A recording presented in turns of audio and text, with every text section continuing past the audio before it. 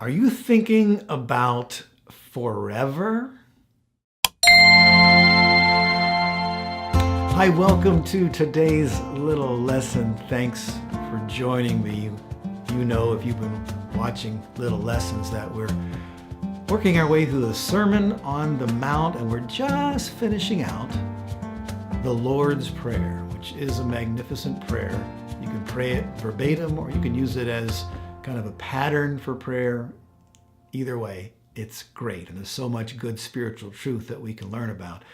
I wanted to point out in our little lesson today that this prayer that the Lord taught us to pray really focuses the prayer's mind and heart on heavenly spiritual things. It starts off, "Our Father who art in heaven, hallowed be thy name.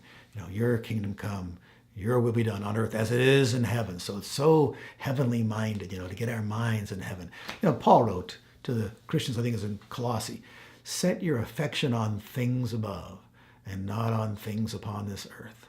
For you are dead and your life is hidden with Christ in God." And Jesus is going to talk about, we'll read it here in the future, lay up your treasure there in heaven. Because where your treasure is, that's where your heart's going to be. So God wants us focus more on heaven. You know what? It's not easy, because all of our senses, our five senses, are all part of this world, and our daily lives are in this world, and it takes a concentrated effort to be thinking about heavenly things. So I think this is why Jesus, perhaps in this prayer, tried to focus us right from the beginning. Think about heaven. Think about Father in heaven. Think about God's will being done in heaven.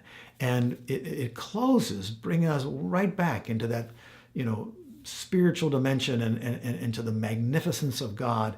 This is actually parenthetically stated in the New American Standard Version, so I don't know what that means. Some people say it means it actually wasn't part of the original manuscript, but anyways, it's a great part of the prayer, so I'm not going to toss it out. For yours, here's what we're praying. For yours is the kingdom and the power and the glory. Oh, and here's the last word. Forever. And it almost needs to be whispered, doesn't it? Because of just the thought of forever, and God having a kingdom forever and ever, and him having the power and the glory forever. Puts life in perspective, doesn't it? Puts a lot of little things in their perspective where they really aren't that all important. What's really important is forever. And God wants our minds, focused on the forever. That's why Jesus talked about, don't lay up your treasure on the earth. Lay it up in heaven. He wants your hearts there. He wants us focused there because it's forever. Yet everything that we can see, everything we can touch, everything in this material world one day will be gone, right? And we marvel at those who are living in darkness, how they love the darkness, and they're living their lives as if there is no tomorrow, that when you die, that's it, you're gone.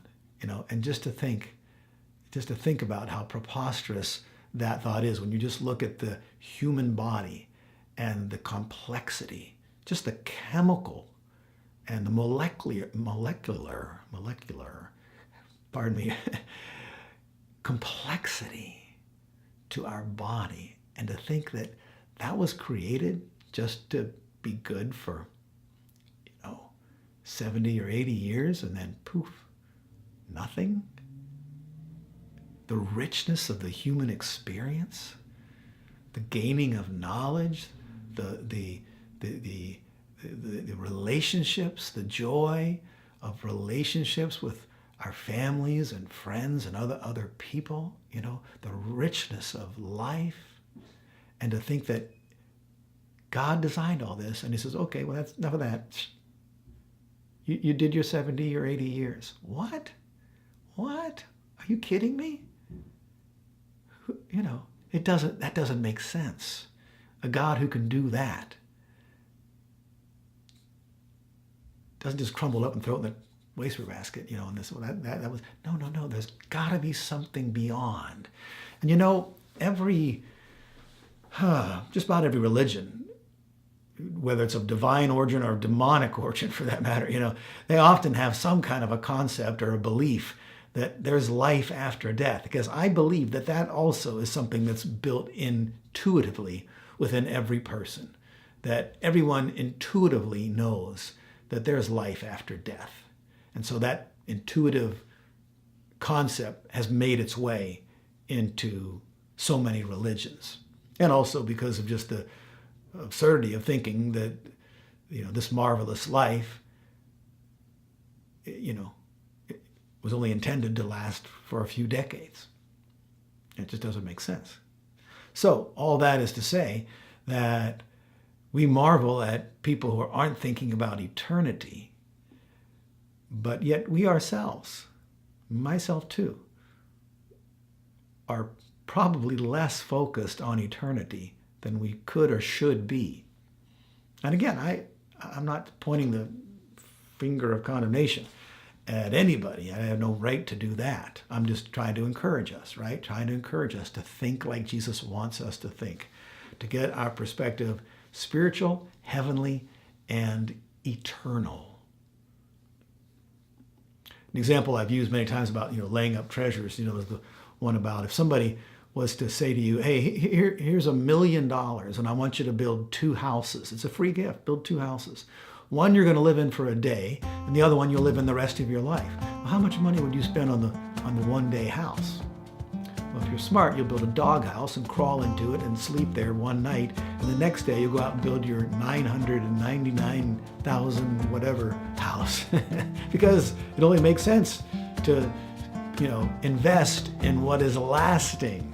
So, something to think about for all of us. Okay, thank you so much for joining me on today's little lesson. Hope to see you next time.